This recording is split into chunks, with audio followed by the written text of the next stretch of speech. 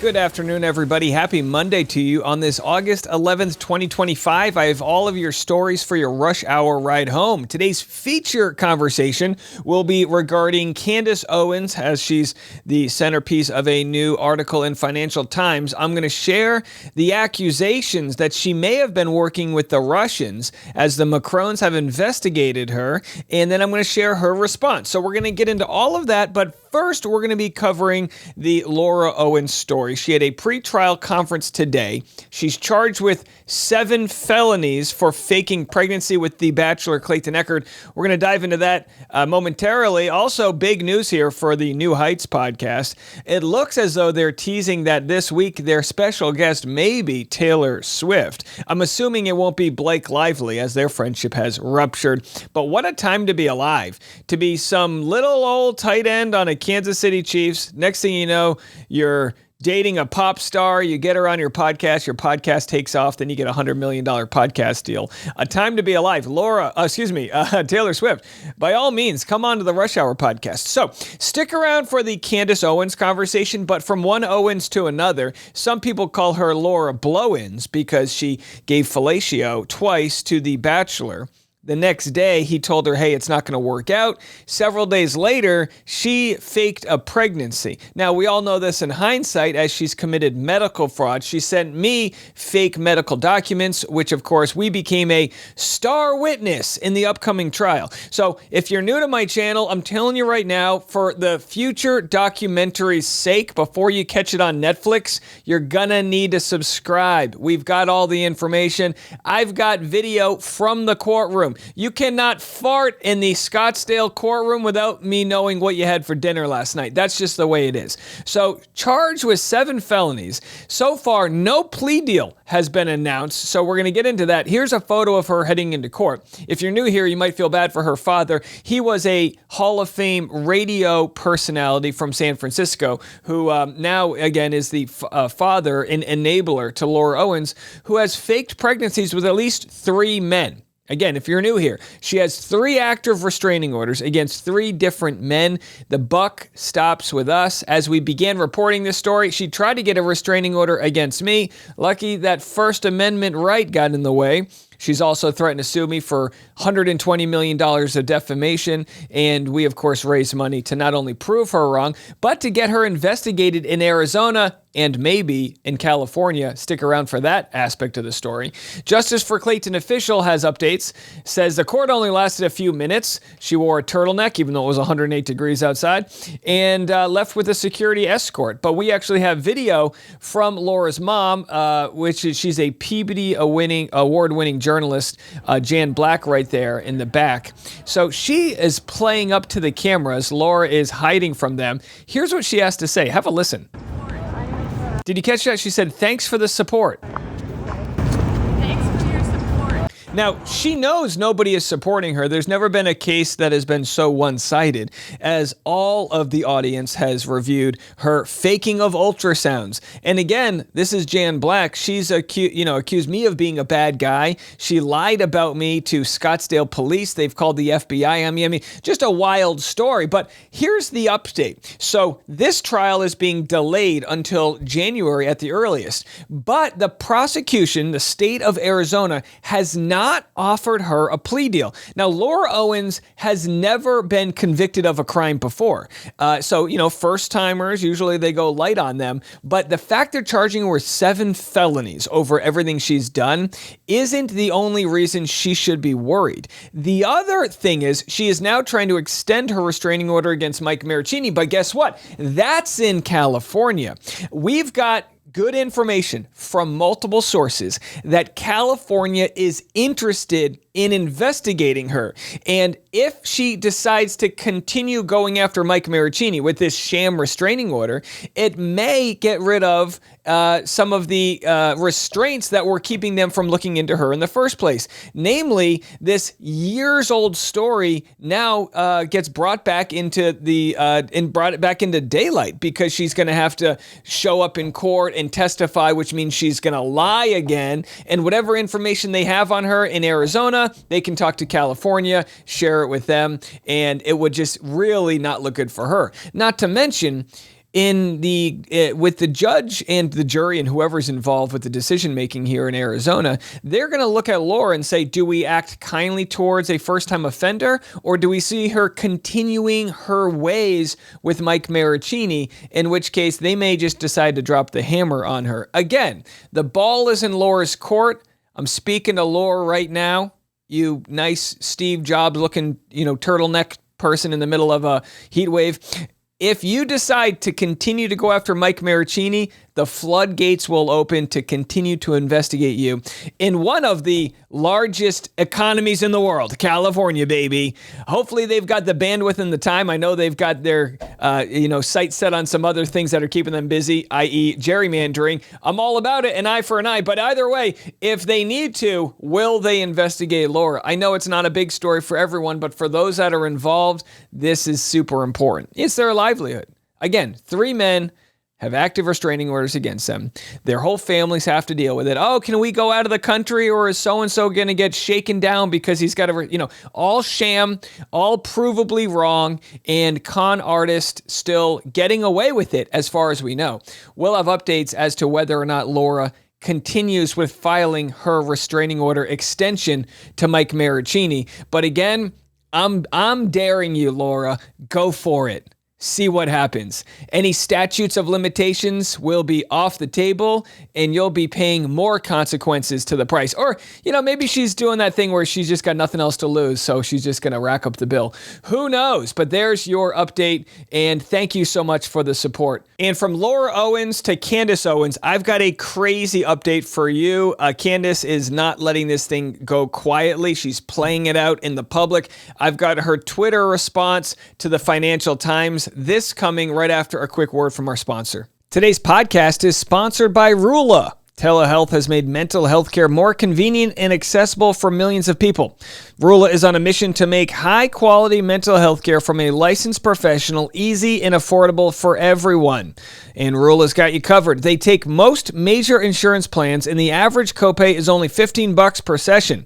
You can now get the quality care you need at a price you can afford. Rula partners with a network of over 15,000 therapists and psychiatrists nationwide, enabling you to find your personalized solution and the right therapist for you based on your needs, preferences, and state requirements. Thousands have already trusted Rula to support them on their journey towards improved mental health and overall well-being. Head on over to rula.com/rushhour to get started today. After you sign up, they ask you where you heard about them. Please support our show. Tell them our show sent you. Go to rula.com/rushhour and take the first step towards better mental health today. You deserve quality care from someone who cares. We have a bombshell update regarding Candace Owens versus Brigitte Macron, and here it is. The Financial Times just released an article that the Macrons hired investigators to research U.S. influencer Candace Owens. Podcaster who claimed French First Lady was born male had links to right-wing figures in Europe and the U.S. Now, you got to be critical, right? What does it mean that they have links? She's an international podcaster. She's married to a British guy. Obviously, she's going to when she reports a story, other countries are going to report on it because it's fascinating and all of that. So again, what is there to the story? Lawyers for Emmanuel and Brigitte Macron hired investigators to research the U.S. podcaster Candace Owens as they prepared to sue her, leading to a compilation of details, including about her ties to French far-right personalities and her popularity in Russian state media. So we already know why they're suing her. We've been covering this. Hit the subscribe button if you want updates on Candace Owens as they come. But the question as to whether or not she did anything nefarious on her end is answered real quickly here. The investigators found that once Owens' Become Brigitte series was released, Russian state-controlled outlets reported on it. It was covered by Tsargrad, a TV channel led by Konstantin Malofeev, whom the researchers described as an ally of Russian President Vladimir Putin, they found. Russia's RT has posted about Owens more than 30 times since 2018, they found. And again, this doesn't mean that Candace Owens had any ties to Russia. It just means they enjoy reporting on anything that crumbles democracy, as we've noticed with our own country. Russia loves nothing more than the fact that we are in a cultural civil war. They go through all of the details about how Owens was a speaker at a conference for far-right people. We knew all of that, but the investigation outlined Owens' online criticism of Zelensky, calling him a sociopathic murderer, welfare queen, which, by the way, is shocking considering he's the one being invaded, but whatever. So either way, they found no information that links Candace to the Russians. I think it's important to share. They did not find evidence that she met with Russian officials or state media personalities or had direct personnel or business links to Russia.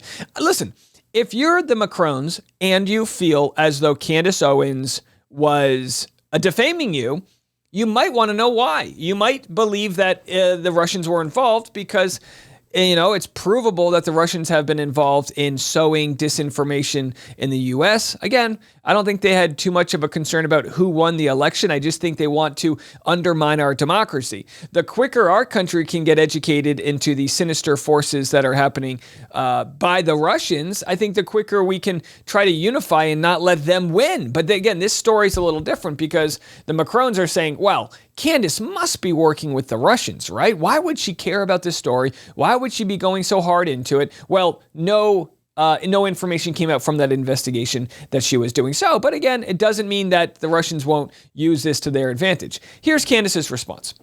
I cannot believe my eyes. This is a literal head of state hiring investigators to look into a mother who podcasts from her basement. Emmanuel Macron, your wife absolutely must check into rehab. Now, I'm going to disagree with Candace here. Again, if it's true that Brigitte Macron was born female and that all of these allegations that Candace Owens is bringing back to light following Xavier Poussard's book, if that's all true, I would want to know why Candace is doing what she's doing. It's almost like why, when you're going after the drug dealer, you really want to get the kingpin. Who's behind all of this? Now, the truth might be Candace is behind all of it. She wants to share the story because it's lucrative and it's juicy and it's conspiratorial. It's perfect for her base, maybe. But for Candace to jockey as the victim, for her to say she's looking into a mother who podcasts from her basement. Look, I can't speak on behalf of mothers, but get your name out of, this whole like damsel in distress idea, right? Candace, you being a mother has nothing to do with it. The fact that you podcast from your basement has no one cares where you share the information. It's not like, Your Honor, I should be clear to these defamation charges because my studio doesn't have windows. I was like, what? No. But what she's doing is she's trying to say, oh, wee little old me. Oh, wee little old me. A mother who podcasts in her basement. Nope, you don't get to play that card. So my response was, if you try and play victim, I think it'll come off weak looking. You're the Candace Owens. You stand by your story. You're staking your whole reputation by this story, right? Look, this guy even responded, I remember when your whole brand was victors, not victims. Now you're just a professional cry bully. The chickens have come home to roost. You need to take a step back from the mic and seek professional counseling. You have a genuine problem that needs to be addressed. Wow. And then someone commented, you and your husband are worth 9 figures. So look, nobody's buying it. I mean, say what you want. Candace could be telling the truth, but she doesn't have the smoking gun information, and now she's getting sued for it. She might win the lawsuit. She might. It might be that, the Macrons can't prove actual malice. But we will be here to cross the T's and dot the I's. We are calling balls and strikes. And as we call balls and strikes, Candace, you struck out on this one. You are not the victim here. You are not the victim. She then goes on, this morning we received an email from the Financial Times. Brigitte Macron admits she hired an investigator to look into my relationship with Russia. They discovered I retweeted A.G. Dugan twice. How is this not mental illness? Well, again, if someone was coming after me, again, we're assuming that Brigitte Macron is telling the truth here. If someone's coming after me and I have the money and the wherewithal, I want to know who's behind that face. So I don't think this is insane at all by them to do. I think this is called doing your due diligence. So here we have Candace's response because they I think we have a clip here. Yeah, here's her statement. So they didn't air the full statement. She said, Financial Times had been working on the story for a week, yet they gave us only 2 hours to respond to the article before they published. Despite us meeting this aggressive timeline, they still refused to publish my full statement to protect the Macrons. Here it is. So then she offered her statement. When it comes to Brigitte Macron abusing Emmanuel and then blaming it on Russia is an unfortunate and sinister pattern. The world recently watched as Brigitte assaulted Emmanuel in the Élysée Palace, at first denied the television assault, blaming it on Russian disinformation. This strategy is known as psychological gaslighting. Well, first of all, none of this is relevant to becoming Brigitte. This is just, sure, they got marital issues. Sure, Brigitte groomed Emmanuel from all we can see, right? She was 40, 39 when she met him and whatever. Okay, I give you all of that. That's irrelevant to this story. Brigitte Macron has once again been caught, and beyond lawyers, international PR teams, plus investigators, the couple is spending real money to quiet the paranoia of her past. Exactly how much money was spent to determine that out of a total of 12,000 tweets, I twice retweeted a Russian philosopher. Again, the outcome is not important. What's important is the fact that they're trying to get down to who's behind Candace sharing the story. And again, maybe there is no sinister conspiracy. But what I find interesting is that Candace is operating by the playbook that now Brigitte is operating by, which is find connections, search for them. Maybe Candace retweeted this guy, so she's behind it. Who knows? Someone said, let's say you expose Brigitte for being trans. It would change nothing. Why are you putting so much energy into this? Nobody really cares. Are you the black female Jerry Springer? Because that's the energy. Candace, you're a gossip podcaster who peddles half-truths and speculation as good, honest journalism. You're the WWE of news. It's real, but it's fake too. And again, people will argue, no, it's not about the trans issue. It's about this global cabal of whatever. Well, the whole story is called Becoming Brigitte. The whole thing is built on her exposing her, a transvestigation. So if there's more to the story, that's not how it's marketed. And again, you got to be careful when you cover these things. So this was shared. And again, I'm not saying this because I got the whole algorithm behind my side. I'm looking at it as fair as possible. You know, I'll get comments, Dave, you're still so biased. Sure, absolutely. We all love bias. I have nothing against Candace. We're neighbors. Hey, Candace, come on. We both live in Nashville now. Let's go for a walk. But either way, she is, and I understand, she's got a huge lawsuit ahead of her. The feeling of being targeted, not that she is, but the feeling of being targeted and having your life's work taken away from you through lawsuits, through years of this and that, just being a mom and having to deal with life and having this, in the back of your head, it could make you go crazy. She could ruminate over this, become totally, ingrained into the obsessive nature of their coming after her and paranoia and all of that. Well, here Nathan Livingstone, Milk Bar TV, says Candace Owens appears panicked. She calls the Macrons lawsuit a foreign invasion, begging for Trump and JD Vance to intervene. Here's what she had to say. The more that I think about it, the more absurd it is. Now, the Trump administration, who purports to care about free speech, that was what they ran on. Of course, they're not doing any of that stuff anymore. They're creating DEI for Israel. And by the way, free speech does not cover defamation. So if it is free speech, it'll play out in court. Pushing through laws to redefine anti-Semitism. But they pretended to care about free speech. And you had JD Vance, who went over there to Europe and gave a whole speech, tisk to all of you European leaders that are no longer listening to what your constituents want and are instead punishing them for their speech. If the majority of your constituents think something, you can't create laws and punish them. Right? That was kind of the gist of his speech. The markets have decided what they want, and now you're punishing these people. That's crazy, he said. America's going to be a leader. We don't believe in this. We won't support this. Then you have a literal European leader that is basically saying F you to the American Constitution, right? Emmanuel Macron and Brigitte are saying, you know what? We don't like that podcaster in America.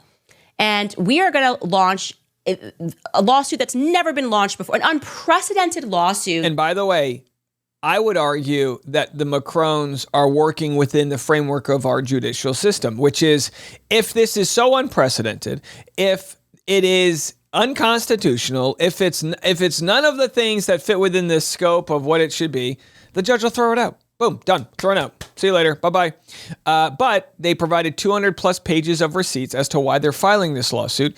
And to be honest, to me, the investigation shows that they did their due diligence. The investigation doesn't show that they're bullying them. It says, look, we looked into it. We actually tried to see if there's someone above Candace that we could come after. If it was the Russians, maybe we wouldn't have sued Candace. We would have just exposed the Russians. But as it turns out, it's just Candace. We got to come after Candace now. So this is fascinating. Super fascinating how this is going to play out. I wish Candace well. I truly do. On a much smaller level, I know what it's like to feel targeted.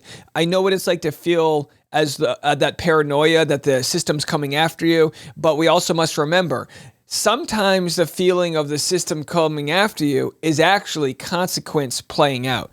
Will Candace Owens face a consequence for sharing this story when she knew the facts weren't on her side? I don't know. I don't have all that information. It's going to play out in court. Now, if Candace Owens truly in her heart of hearts believes she's telling the truth and she's on the right side, she shouldn't have any fear. Play it out in the system. But I understand that can be very expensive. You would think the world would rally around Candace because it's the big bad state of France coming down on her. But I think the reason why they're not is because they see the vitriol that Candace Owens stoked as she covered the story. You were born a man, you'll die as a man, you'll always be a man. Well, you're not some little mother in her basement now. This is the big leagues. And we'll see how it all plays out. Coming up next, I've got Donald Trump releasing the National Guard on the District of Columbia. You're not going to believe this.